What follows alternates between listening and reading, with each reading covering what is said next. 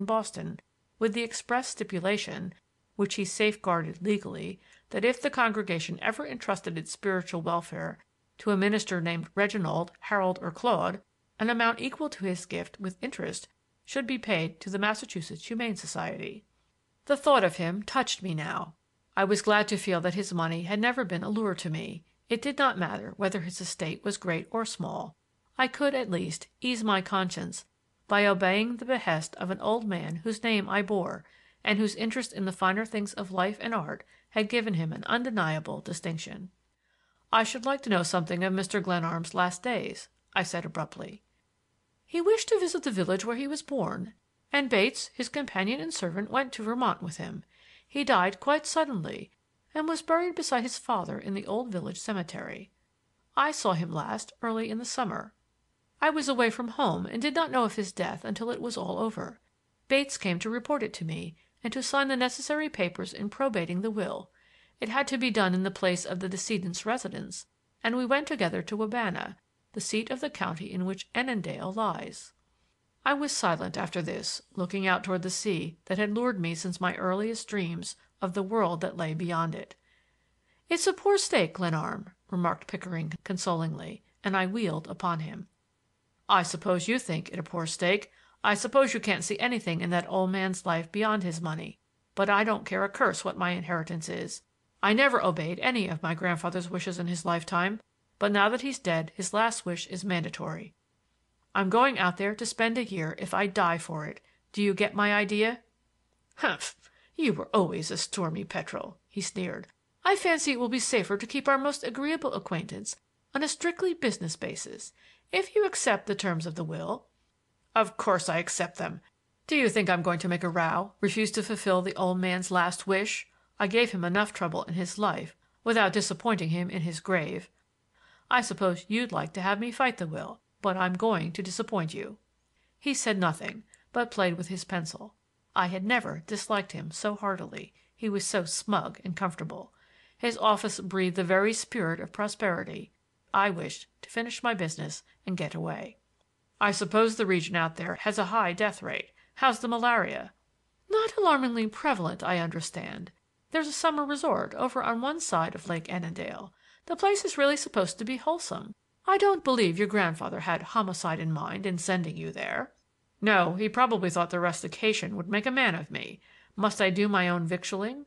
I suppose I'll be allowed to eat." "Bates can cook for you. He'll supply the necessities. I instructed him to obey your orders.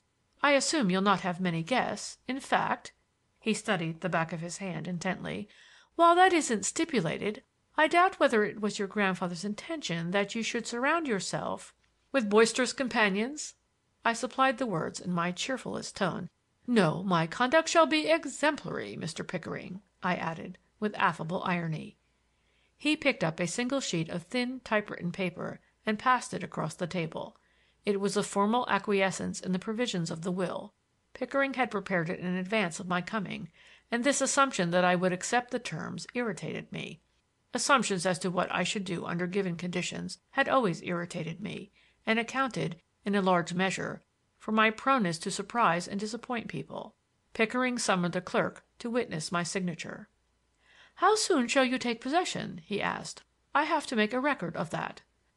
"I shall start for Indiana tomorrow," I answered. "You are prompt," he replied, deliberately folding in quarters the paper I had just signed. "I hoped you might dine with me before going out, but I fancy New York is pretty tame after the cafés and bazaars of the East." His reference to my wanderings angered me again, for here was the point at which I was most sensitive. I was 27 and had spent my patrimony.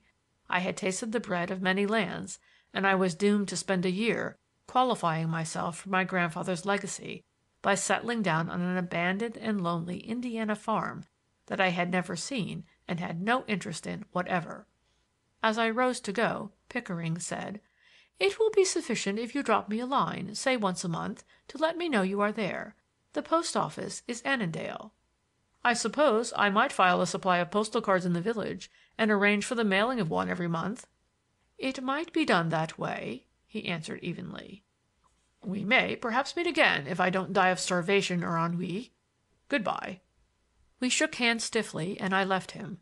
going down in an elevator filled with eager-eyed, anxious men. I, at least, had no cares of business. It made no difference to me whether the market rose or fell. Something of the spirit of adventure that had been my curse quickened in my heart as I walked through crowded Broadway past Trinity Church to a bank and drew the balance remaining on my letter of credit. I received in currency slightly less than $1,000. As I turned from the teller's window, I ran into the arms of the last man in the world I expected to see. This, let it be remembered, was in October of the year of our Lord 1901. End of chapter 1.